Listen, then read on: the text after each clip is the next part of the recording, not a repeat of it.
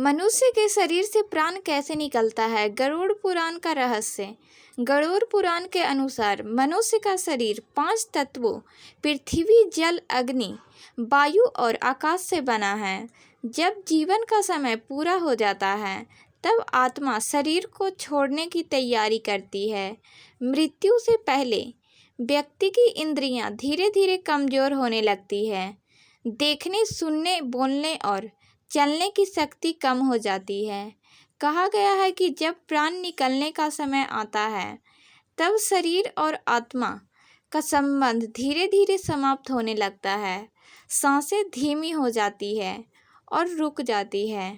धार्मिक मान्यता के अनुसार आत्मा अपने कर्मों के अनुसार शरीर का त्याग करती है।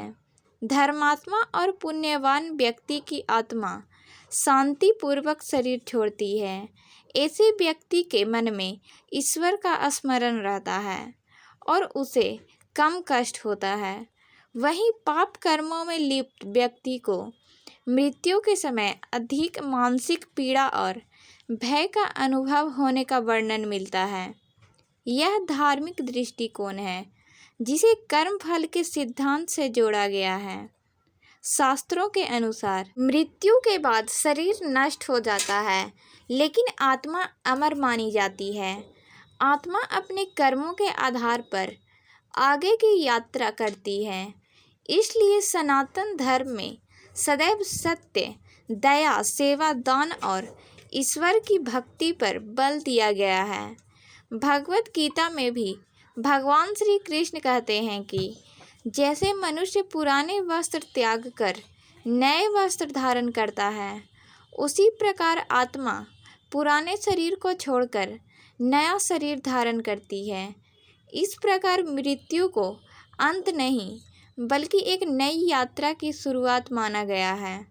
गरुड़ पुराण हमें यह शिक्षा देता है कि मनुष्य को अपने जीवन में कर्म करने चाहिए, माता पिता का सम्मान करना चाहिए, सत्य बोलना चाहिए और धर्म के मार्ग पर चलना चाहिए, क्योंकि अंत में धन, पद और वैभव साथ नहीं जाते हैं, केवल हमारे कर्म। अंत में यह समझना आवश्यक है कि मृत्यु का रहस्य धार्मिक ग्रंथों में आध्यात्मिक रूप से समझाया गया है, जबकि चिकित्सा मृत्यु को जैविक प्रक्रिया के रूप में देखती है। दोनों दृष्टिकोण अलग हैं और उन्हें उसी संदर्भ में समझना चाहिए।